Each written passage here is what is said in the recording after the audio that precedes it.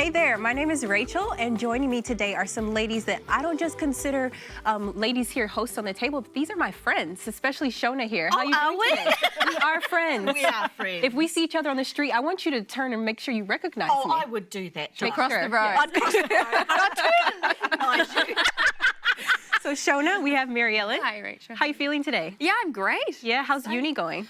Good. I'm in my last year and I've underloaded my subjects, so I'm cruising at the moment. Yeah? So what are your plans post-uni? God knows, I don't. So we'll see. That's where all of us are, so don't worry. Yeah. And of course, my namesake, Rachel. Yep. Hi. How you doing today? I'm all right. I'm tired. We're having sleepless nights, but we are okay. We are surviving. Yeah. Next week we'll thrive. Okay. School's going okay with the girls? School is going great with the girls at school. Well, I hope things are going well with you today because we're going to get stuck into some sticky topics. Like, is it ever okay to give unsolicited parenting advice? I know what my opinion is. We're going to indulge in some strawberry chia watermelon smoothies, and we'll tackle the topic of chivalry. I want to know if it died or if we killed it. And then we're going to discuss the most discussed topic among women, our bodies. We'll ask if we're sending the wrong message to young girls when we talk about cheat days. We'll talk about how healthy bodies begin in the kitchen. And we're bringing in someone who really knows all about the topic, Revive Cafe founder and author, Jeremy Dixon. So as my mama would say, make yourselves comfortable and stay for a while. So first, I'm going to go to the Brains Trust here on this topic. It's about something that happens in our issue of Mums at the Table magazine. We're asking the question, is it ever okay to give parenting advice? Okay, let me clear that up. I want to know if it's ever okay to give parenting advice when no one has asked for your opinion.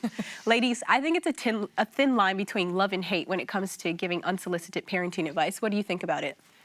It's definitely a thin line, and it always depends on how well you know the person. Are they a stranger or are they a close friend? And it can be incredibly hard to give advice when you're watching from the outside and you can see something's not going right or someone's creating a rod for their own back, but it can be just as hard to take it. Has that ever happened to you? Yes, I have had a parent bail me up, and in retrospect, it was rightly so. Like, my daughter hadn't been treating her son the right way, but at the time she emotionally bailed me up and gave it to me in public in front of other people. It was really hard to take. Was it a friend? Yes, it was a friend. Wow. But I shut my mouth, I listened, and I thought, okay, I'm going to need to go home, wipe the emotion from it, talk to my daughter about the situation, and then go from there. So I almost had to just shut down emotionally because I'm like, wow, that's a lot to take. Yep. So are you still friends with... Yeah, we are. Like, I took it. My daughter was in the wrong, and we had a good chat about it. And when her behaviour changed later, the friend came and told me that as well. Wow. Yeah, and we are still good friends, and I made a real effort to make sure that that didn't come between us. And if there was a problem, I had to fix it. But it's really humbling. Yeah. Do you think as a society we're a little bit too easily offended? Because I was just thinking, you know, you're saying that it's very difficult to take advice. It's also very difficult to give it well. But is it more important to learn how to take criticism? Because I think as a society we're very afraid of criticism and we become offended very easily, especially as I think when it comes to your kids, it's much different than when it's like just... And you put so much I was effort gonna in, you say. try your best and you get tired and you miss things along the way. So when someone criticises that, you're like, oh. It's so personal. As a mother, because you beat yourself up about, and you're always comparing yourself to other people. So when somebody says to you, oh, your parenting skills aren't great, it's like, oh, another nail in the coffin. Yes. Yeah. And Okay, but I have to ask you, as opinionated as you are, I knew this was coming. has to come. Have you given unsolicited parenting advice? No. Really? I've had it given to me quite often as a parent, but no, I will have a discussion with my friends once they start talking to me about something that's going on in their life. I will say, well, you know, this has happened, or this has happened to me, or...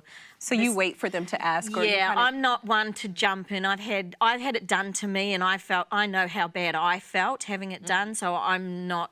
Yeah. It's such a tricky place, though, because I've had friends who've had babies, and, like, you know the answer or what you think might be the answer, and you really are just thinking, like, as much as you're a good friend, like, how much do I tell you? How much do I let you figure it out? You know, what does that village whole thing even mean, you know? Sometimes you have to say, well, I tried this, but it is really hard to go up and talk to someone and say, this is what you're doing wrong. That never makes it better. Do you not think, though, it's easier when the children are very small, because that's actually when you need the knowledge? Yeah. Especially when you're first kid. Yeah, I actually think it's harder when you're looking at school-aged kids and you've sort of got your ideas together by then. Yeah. Yeah. Well, you know what? I want to know which one of us you identify with. Are you more of a mind your business kind of mom, or are you just letting your opinions fly? Let us know in the comment section. We'd love to hear from you. And you know what's better than our opinions is our support. If you're looking to add more support to your parenting team, I want to invite you to get a subscription to our monthly Mums at the Table magazine. It's full of parenting support, healthy recipes, fun exercise ideas, and that little boost of confidence that we all need to know that life's okay, our kids are going to pull through, and I'm a great mom. If you're in Australia or New Zealand, email us at hello@mumsathetable.com to sign up for your free monthly copy. And now you know what we're doing. We're jumping into the kitchen with Gia and Olive to whip up a delicious strawberry chia watermelon smoothie. Strawberry chia watermelon smoothie. Can you say that? Strawberry chia watermelon smoothie. Yay! Strawberry chia watermelon smoothie. Strawberry chia watermelon smoothie. Yeah! Yay! You guys are so good. Ow! Anyway, so it is a strawberry chia watermelon smoothie, and I got this one from the website from Minimalist Baker. If you haven't heard of her, awesome recipes there. All plant-based, all built from scratch, really good. Oh, hold on, let's explain what we did. What did we put in there? Frozen banana and frozen strawberry. Very good. So do you want to put what you've got in there? And can you tell us what's that? It's watermelon. It's just watermelon. Chopped up watermelon. That's the milk. Oh, got to catch that one. And that's going to be a bit strong, I reckon. So let's just pour a little bit of that lime juice in there. Lime juice, or maybe not all of it because it's quite strong. We can add to it. You can add to it if you're happy with the flavour. And just chia seeds. That's all. And you've got your omega-3 there with your chia seeds, good fats. You've got your banana, potassium. Mama. All the deliciousness and nutritiousness. Okay, let's go. Let's just blend it. Done. All done. That was a quick one. Very easy.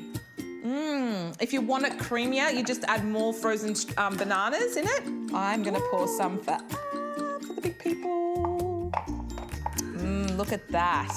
You can just have that for breakfast. The kids can have it as a snack. In summer, having something like this for the kids is full of nutrients and goodness. If you want some more of our recipes, we've got heaps of recipes on our website, mumsathetable.com, or you can follow us on Mums at the Table TV on Facebook. We've got lots of recipes there.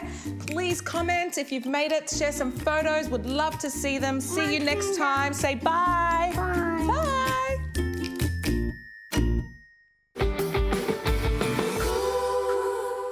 Okay, so I went to university in the southern part of America where guys tripped over themselves to open doors, help you down the stairs, and generally just be chivalrous. So I know what my opinion is on chivalry. But ladies, I'm wondering what you think. Has chivalry died or have we killed it? Killed it! Those feminists over there have killed it! Why have we killed it? Go on, hit me. Come on, do you want doors open for you and all these other lovely things that men do? I am happy for someone to open a door, but I am sure that there are men out there who would love a nice home-cooked meal as well, and that's not as common as it used to be either. I think we've lost a lot of care and equal value for people, and that's what I really believe in. And I'm sad that chivalry is not as common as it used to be. I mean, what do we really think? Like, what is this whole idea of chivalry? So we're all talking about the same thing. Is it like pulling off your coat and like putting it over a puddle? Or is that too, like Prince Charming? That may have once been chivalry. I don't see it happening today. But what's today's chivalry? What do you think is today's chivalry, idea of chivalry? For me, it's having the doors opened. My husband always opens the car door for me and lets me in. Aww. He always gives me a kiss when we go out. That like we never leave the house without giving each other a kiss. Some days it's a bit much.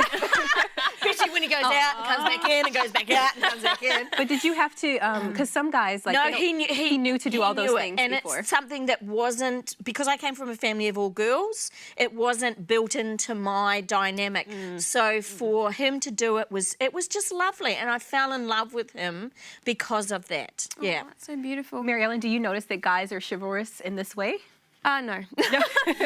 When you say he opened the car door for you, I'm like, I don't know if a guy's ever opened a car door for me. Really? Yeah, I don't know if maybe it's just changing culture. Maybe it's the people. It's the millennials. Millennials, yeah, straight up. Always there we go again. But my question is, you say, has a diet or have we killed it? It's a bit of a chicken and an egg scenario, I think, because I was reading the other day, a strong woman can do everything for herself, but a stronger woman can do it for herself, but she allows a man to do it for her. That's nice. Yeah. And I was thinking, okay, so at what point did we become strong? Was it when men decided they didn't want to do anything anymore, or did we? Did they become strong in response to us? Or Do you think men became intimidated because women were comfortable opening their own doors or doing their own things? exactly. No, I'm asking. Do you I think think it that threw they them? might- Because why did it stop? Yeah. I think too, though, you've got to remember that the strong women at some point we're going, no, I don't want the doors open for me. I could do it myself. I think that was a small percentage. I don't think that was most of the women at all. I'm pro-women, but I'm not anti-men. I'm just pro having a go, being valued, and I think that should go both ways. So what's the feminist opinion on that? Like, would they want their doors opened, or? I'm sure there are feminists who want their own, want to open doors for themselves. But I will open a door for a man, and I watched them get really uncomfortable. And at one point, I remember I let go of the door, and he came and held it like it was very impractical.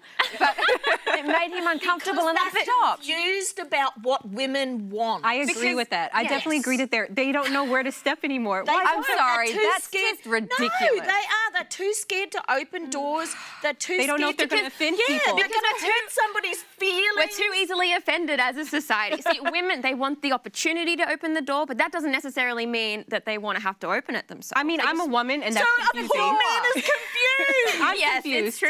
Yeah. Open it, and if she says no, I'll open it myself. Let her be impractical and open And it then he's herself. embarrassed because he's done something really nice for somebody. he'll never do it and you'll again. never do it He'll again. never do it and, again. and my boys are the same. They're like, what do I do? What do I don't do? And I said, you just do it. And if she doesn't like it, then Yep. she's not the girl That's for right. you. Yeah. Exactly. Just show respect to people. That's really what it should come down to. You know what? You may have been just ready to jump into that discussion right now. We want to know what your take is on this age-old question. Is chivalry dead, or have we killed it? Hop into our Facebook group, Mums at the Table, and let us know what you think. Recently I was reading an article in Essential Kids about a mom who got up in arms. Moms are getting up in arms everywhere, huh? Over a lunchbox with the words cheat days in sequins on the cover of it. She thought it was absolutely horrible for girls' self-image that they would have even thought to have something like a cheat day. I want to know, is this an overreach, or was she right on target? Should girls be thinking about things like cheat days? Should we be putting that kind of messaging on our lunchboxes? Absolutely not.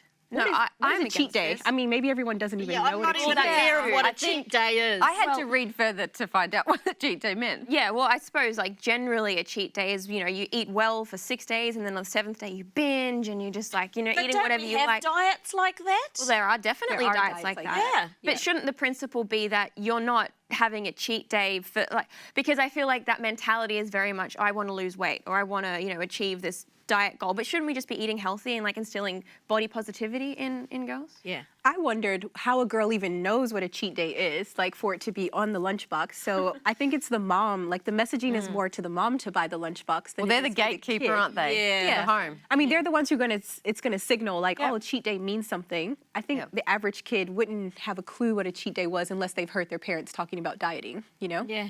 I don't have to worry about cheat days. I don't diet. Every day's a cheat Every day. day is a cheat day for me. I remember in primary school there were girls in my class that were on diets. They'd have not cheat days, but they'd be like, oh, I shouldn't eat that. And that. But that sends the wrong message. That sends doesn't it? absolutely the wrong message. Yeah. Why are we even? They're 12 years old. They haven't even become a woman yet. Yeah. And they're Why do you need to diet? Why do you need to And diet? at that age, isn't everything about balance? And you can have a little bit Well, it of. should be about it should be, balance. yes. But often it's not, because you see girls who feel guilty. And sadly, as a mum, I feel guilty for not feeling guilty on my binge days. I'm to the point where I'm I'm too tired. So if we're doing this with food, are we doing it with other things? Are we having cheat days on other things? Oh, wow, that's deep. Thought for you, what? Hey. But I think you're you're right. Like, I think it's just a really good reminder. Maybe that lunchbox should say balance. No, it actually That's shouldn't. not going to sell. No, yeah, I wonder why. No, but you're right. I think it does come back to balance, but that's a proactive choice. Like, that's something we've got to be intentional about, because I think all of us have in our heads a small bit of guilt when we have too much of the food that's not going to be good for us. It's hard, but putting it and promoting it at such a young age, I'm like, oh, they do not need that yet. Yeah. I think the girls have a lot of stress around, you know, having this perfect body, especially now in our Instagram culture. They're seeing like body Our images filtered culture. everywhere. Yeah, but what I find interesting is that we treat unhealthy food, just going on what you were saying, we treat unhealthy food as bad because it makes us put on weight, not because it's inherently bad for us and bad for our mental health and bad for our, you know, physical well-being. And I think that's kind of what it comes down to, particularly with young kids, because you're like, you can't have any junk food, but you don't actually explain why. You just Why, say, the reason. Yeah. Yeah. Yeah. I love that. Like that thinking. You know what? There is so much pressure on us as moms to always feel like we're doing the right thing. So would you buy this lunchbox for your little girl, or is it staying on the shelf? And you know, it's in moments like these that we have fitness gurus around here who will never steer us in the wrong direction. And I have a little bit of curiosity about what it means to exercise in the kitchen. Can you explain what that even means? Check this out. If you wonder, how do I fit exercise into my busy day?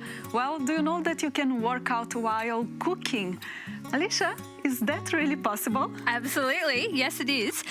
So as you know, when you're cooking, we often have like time in between, like while the pasta's boiling or whatever.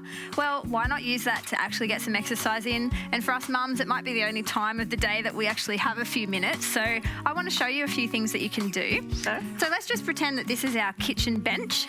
It's probably going to be a bit higher, but this gives us the idea at least. So a couple of upper body exercises that we can do is starting with some push-ups, right? So we just want to take our hands wide, take our feet back so our body's in a nice long line, and then bring our chest down towards it and push away. So do you want to have a go? Right, sure. All right, so take those feet back. Yep, body nice. Right? Perfect, yep. And then bring that chest down towards your hands. That's it. Elbows go out wide for this one. Good, and then push up. Okay, now I want you to try something different. I want you to come down and hold it there, and I'll count for 5. Right. Okay, so here we go. Come on down, hold for 5, 4, 3, 2, 1. Oh, that was hard. Good job, good job. Okay, so as you can tell, you can do a couple reps, or you can just hold it, say, you know, 10 seconds, 10 counts, whatever. Another version is that if you bring your hands in narrow, so do the same thing, but have your hands in narrow. And this time I want your elbows not to go out wide, but to come past your ribs as you bring your chest down, okay? Okay. Here we go. Yeah, is that Like harder? Yeah. It is, yes. Awesome. Now I feel my muscles working here. Yeah, so that's going to hit your triceps, right? Yeah. So that's going to be hard as well. And the same thing, you can kind of hold it if you want there. 5, 4, 3, 2, 1. Good job. Good, I'm feeling here already. Yeah, awesome, cool. So you could do holds, you could do reps, whatever you've got time for, really. And another one, if you've got a kitchen chair that from your table, let's just pretend this is the chair. We can do what we call squat to box jumps. So what that means is you squat down till you hit the box or the chair, and then as you hit it, you jump up. Okay, so let's give that a go. Feet kind of wide, sit that butt right back, and then jump. That's it, do it again. Up, and good. So how many? Well, What would be the repetition for you could do whatever you want. I mean, say you did like 15 of those in a row, you'd be puffing by the end, which is good. So you could just, you know, say you've got a couple minutes on the you know, whatever's cooking, you could do a few different reps. You could do a few reps over here of push-ups, do say 15 there, 15 there, and then on the next round, maybe you get the stir fry on next or something. I love that you just keep on going there. That's great. Yeah, you could just mix it up and do it again, or do the holds on the next round or something like that. Should I aim on jumping higher, or Yeah. that's that? Absolutely, yeah. So as high as you can get, the better. So you come down, really power up, and that's just going to use more energy, which is what you want. Yeah. Excellent. So that's pretty good. I'm just trying to think, is there anything else? That's a good start, I think. You could get a lot done just with those exercises, and really the idea is just that you're moving. So it's not about, I'm going to fit a certain workout in, unless you want to throw one of our workouts on that's like on our website, then you could maybe have that playing in the background and do a bit of that. But even if not, you could just kind of make it up as you go. And we can use pantry, Yeah. bench top, everything. Exactly. So what do you think of that? That's excellent. I feel like trying tonight. Yeah, awesome. You know, they say some people have a nose for news. Well, I've got a nose for food. So you can imagine why I am so excited that we're welcoming Jeremy Dixon, founder of Healthy Vegan Cafes Revive, located in New Zealand. Not only is he busy in the kitchen, he's also busy in his writing nook as he has 9 cookbooks out sharing his method of healthy eating. We are so ready to sit at the feet of this healthy eating guru to get some tips and to be inspired by his journey. Jeremy, I'd like to welcome you to Mums at the Table. Thank you. Great to be here. We are so excited to have you here. We talk about healthy food all the time, but now we're going to get to try some and to be inspired on how we can do it as well. Yes. But I'd love to hear a little bit about your journey. How did you start in the healthy food industry? Well, I worked for Sanitarium Health Food Company for a few years, and that was a fantastic company and experience to work for in marketing. Yeah. Then I kind of decided I wanted an adventure. I wanted kind of my own to be entrepreneur and do something different. And my wife and I went to a health retreat in Australia and got kind of more inspired about health and how when you go and eat good healthy food and have a good lifestyle, you can jump out of bed every morning and just have so much energy and vitality. So I decided to throw the job in and end up starting my own healthy cafe. So was there any kind of health issue that you had beforehand? Like what was that driving factor for you to go and... We were just interested in health and just wanted to be healthier, so nothing bad. Yep. I mean, working for Sanitarium, you get exposed to a lot of healthy stuff, but we just wanted a bit of a cleanse, a bit of a reset, and it kind of did it for us. It was great. I hear a bit of an accent there, a bit of a brother in the land. Whereabouts in New Zealand are you from? Come from Christchurch originally. Yes, the South Island. And that's where your cafes are located. In as Auckland, well. that's right. Yes, 2 cafes in the CBD of Auckland. And did you start with 2 cafes? Because that seems like a big feat for an entrepreneur to jump into 2 cafes right away. Just started with one and then added the other one about 4 years later. Okay. And was there a demand for healthy eating in that area? Oh, there was actually. I'll tell you about my first day when I opened. So I got, spent 3 months, mortgaged the house, got all this cafe ready to open, and sat there at 7 o'clock in the morning, stood at the counter and waited for my first customers to come in. Scary moment. Very scary moment. First customer came in, anticipation, what's going to happen here. First customer comes in and goes, I like a flat white. Now, I don't sell coffee. I decided not to sell coffee. It's a healthy cafe. So, sorry, I don't have a coffee. So the person walked out. Sorry, I need a coffee. Second person walked in. I'd like a long black, please. I said, sorry, don't serve coffee. But I was a bit more skilled. I said, we've got these delicious juices and smoothies. Do you want to try something healthy? No, sorry, I need my coffee. Third person comes up the stairs into the cafe. Hi there, would you like I'd like a coffee, thanks. And I said, sorry, we don't serve coffee. He's about to talk to him about my smoothies and juices. And he said, what's this? Are you some kind of religious nut or something? I kind of stormed out down the stairs, never to be seen again. And those are my first 3 customers. Wow, How discouraged. disheartening. What do you do? But several weeks later, when we started building up, I remember the first time at the counter serving customers, and I looked up, and there was people all the way down the cafe, down the stairs, and out the street, queuing up for my healthy vegan food. And that was kind of those kind of goosebump moments where you're actually making a difference. It was really That sort exciting. of give you an idea that there's a space here that no one is, or businesses aren't utilising it, and there's sort of this canvas that you can tap into, and people are wanting it more than businesses think they do. Yeah, exactly. So people do, exactly. So you discover people do want healthy food. And people that come to us are not vegetarian. 80% of them are actually meat eaters, but people appreciate healthy food. You seem like a very creative person. I mean, first of all, to start your own cafe is a huge feat. Lots of respect for you. But you have 9 cookbooks. And my question is, how long does it take you to write your cookbook? How do you do it? How do you come up with all the recipes for it? Yeah, well, when I did one cookbook, I thought that would be it. But they started selling so well, and accidentally I'd turn around and suddenly I've got 9. Don't know how that happened.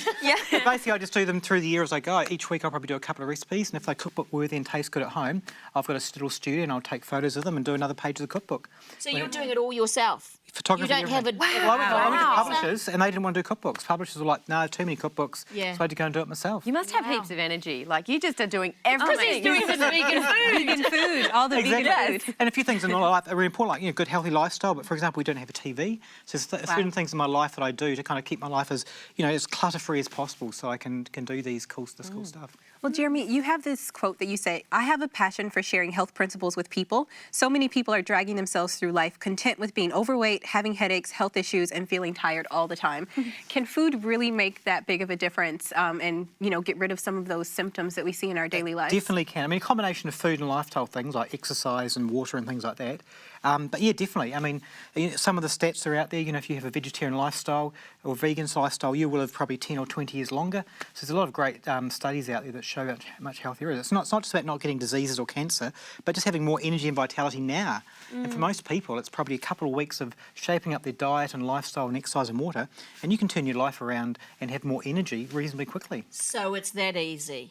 It's not easy, but it is quite. If you commit yourself to it and say, I want to do it, you can. Right. Because my problem is some of the recipes that you look in vegetarian or vegan cookbooks, they have a multitude of ingredients that I've never ever seen before, or they're really difficult. They take a lot of time and a lot of pots and a lot of pans. So are yours like that? Well, being in a cafe, we're forced to keep things quick. Limited staff, we've got to put things out. We serve 3,000 people a week. Wow. We haven't got time to muck around with palaver of complicated recipes. So, plus I'm a bloke, I like to really simplify things and just do things really. I take lots of shortcuts. Right. So my recipes are kind of a reflection of my cooking style, which is huge amounts of shortcuts, making things taste really good, simple ingredients that are cheap. And I think people really appreciate that simplicity of the stuff I do. I mean, there are some recipes with some longer ingredient lists, but overall they're very, very simple recipes. I think what people are wondering, and even Shona, if she would like to admit it, is how the food tastes. So they're saying it's great to have something that looks similar to what they used to eat, but how does it taste? And we want to know how it tastes as well. Okay. So you have a few things for us here to try. So there's people who cooked up some things from my recipe book, so it